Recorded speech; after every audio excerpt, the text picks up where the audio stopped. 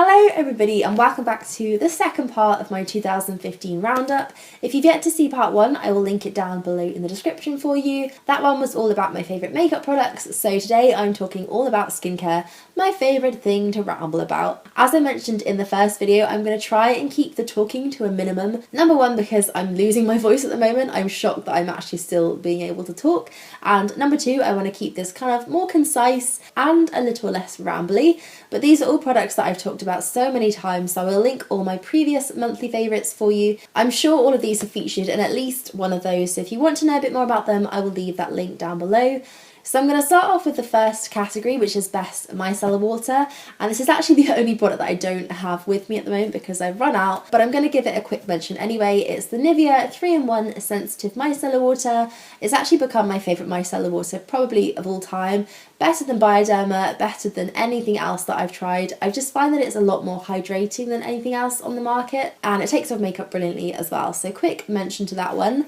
And then my favourite makeup remover in terms of eye makeup is actually one from Clarins. This is the Instant Eye Makeup Remover. It's one of the biphase formulas, so it's a bit oily and a bit watery, and then you just kind of shake it together.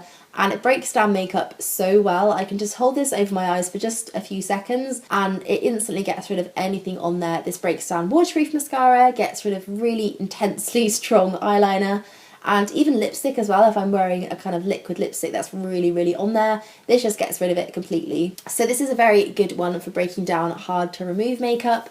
And then in the category of Best Cleanser, I think this is the first time in all of these roundups that I've done that I've actually changed my favourite cleanser. For so long now, I've just loved the Oskia Renaissance Cleansing Gel. I've talked about it so many times and it's been kind of my one faithful cleanser. But actually I found something this year that has topped that one, which feels very sad to say, but I really have just used this one so many more times and actually enjoyed it a lot more. So this is Sunday Riley Blue Moon, and probably the first of a few Sunday Riley things that I'm going to mention in this video. It's definitely become one of my favourite skincare brands this year, and I just find myself needing this on my skin. I just love the way it feels. It's so rich. I don't really use this one in terms of cleansing my skin and breaking down makeup.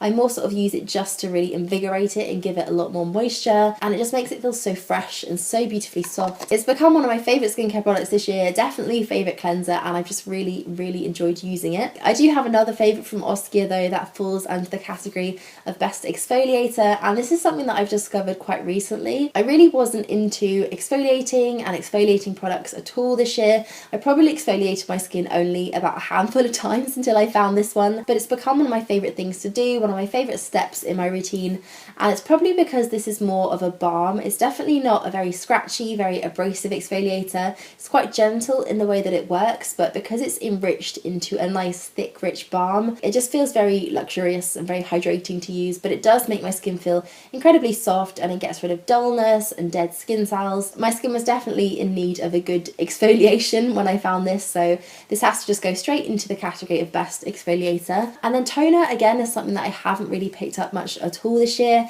I found it to be quite an unnecessary step, and I've definitely become not so much lazier in my routine this year, but I've wanted to keep it quite small and quite concise. But I guess I do have to mention one, and every so often I do kind of like to just spray something onto my skin after I've cleansed it and before going on to serums and moisturizers. So it's from Earle, it's the Instant Boost Skin Tonic, and it's actually probably the first toner I ever used. I got a new bottle this year and I've been enjoying using it. When I feel like my skin's just super dry or it needs a bit of an energizing boost for it, especially in the mornings, I quite like to use this one. I'll just spray a bit of this on and then go on to my serum. It's not that often that I use this, but if I had to pick a favourite toner, it would be this one. So Best Serum is an unchanged one. I think I mentioned this in last year's favourites video.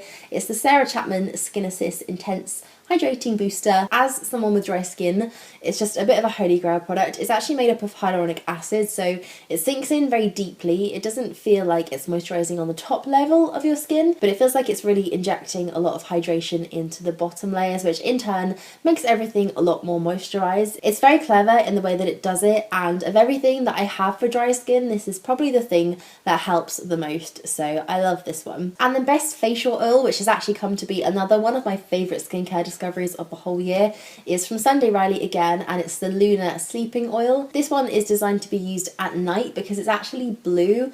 Very strange formula and strange colour for a facial oil to be, but it works. It's probably the one product that makes the most difference in my routine. When my skin's feeling a bit dull, if it's looking a bit dry, if it has breakouts, if it's looking tired, any general skincare complaint, and this seems to fix it overnight. It's kind of a miracle worker. It's a pretty amazing product and definitely one that I could not have been without this year. So in the category of best moisturiser, you're probably going to be shocked because it's not actually one from Kiehl's, and I've been so faithful to Kiehl's moisturisers for so many years, but I actually found a moisturiser this year that I prefer, and it's just generally better.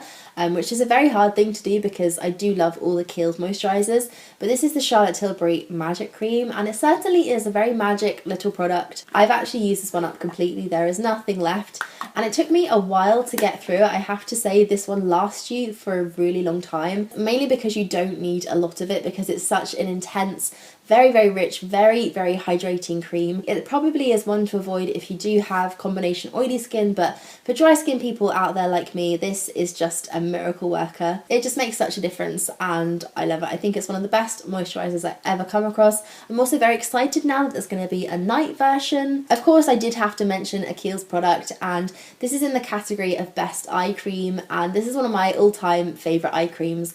I always seem to come back to this one. It's the Creamy Eye Treatment with Avocado. If you're after a very intense, very rich eye cream, this is definitely the one to go for. I know some people prefer to go for a lighter texture when it comes to eye cream, but for me personally, I get very dry underneath my eyes, so I need something that is very hydrating, and this definitely fits the bill. While I'm talking about eye products, I do quickly want to mention another one from Kiehl's, which I seem to have misplaced because I cannot find it anywhere, and I need to find it because it's one of my favourites. It's the Clearly Corrective Dark Circle Perfector, also from Kiehl's. Definitely one to check out if you have very dark circles like I do. My favourite SPF of the year goes to Vichy's Ideal Soleil. This is an SPF 50, more for the fact that I used this one so many times this year because I had it to hand, and I actually really liked the formula of it. It's quite a thick one, but that comes to be expected with an SPF 50. This is actually the version for dry skin, which I do quite like, especially in the winter when I think it's still really important to wear an SPF, but you don't want something that's going to be quite mattifying, which a lot of SPFs I've tried do tend to be like. They seem to have this kind of mattifying texture, which I guess works quite well in summer when your skin's going to be a bit greasier and a bit oilier, but in winter when I still like to have that protection, it just doesn't feel great to have something very matte on my skin. So this is perfect for that, and I've been using it a lot towards the end of the year. As far as SPFs in the summer go, I think my favourite was the Kiehl's one. Again, I've used that one so many times. That is also an SPF 50, so I will link it down below because I don't actually have it on hand to show you now. Best mask was kind of a harder one to choose, not because I had too many to choose from, but mainly because I haven't really been using masks at all this year. Because I've been keeping my skincare routine a lot smaller and a lot quicker this year, I haven't really had the patience to use a mask. I will reach for them when I feel like my skin needs it, but they haven't really been something that is consistently in my routine. However, there is one that I just love. It kind of does the job of a couple of different masks in one. It's from Origins and it's the Original Skin Retexturizing Mask. It's kind of a 2-in-1, so it has all the benefits of a clay mask. It kind of draws out all the impurities and gets everything out of your pores, but it's also an exfoliating mask too. So you can feel that it has some little exfoliating particles inside of it. So once you splash it off, you kind of spend a minute or two just rubbing it into your skin, and it really makes it so soft. I think it's the combination of the clay and also the exfoliating bits in it that just make your skin feel amazing. So on the rare occasion that I have been reaching for a mask, probably once a week, maybe once every couple of weeks, it's been this one that I've gone for every time because it's just such a nice one to use. And then finally, in the category of best lip balm,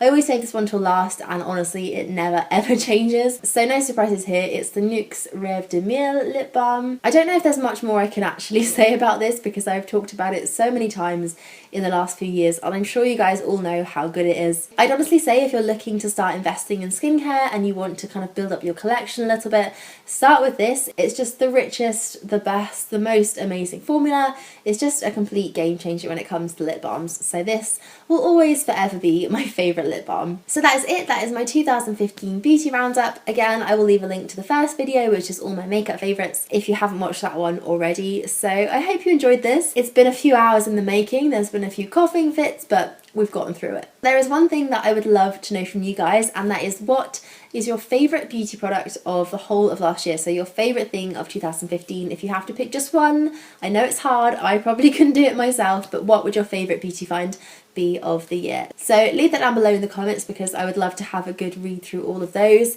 And that is it from me, so I will see you all in my next video, and thank you so much for watching. Bye!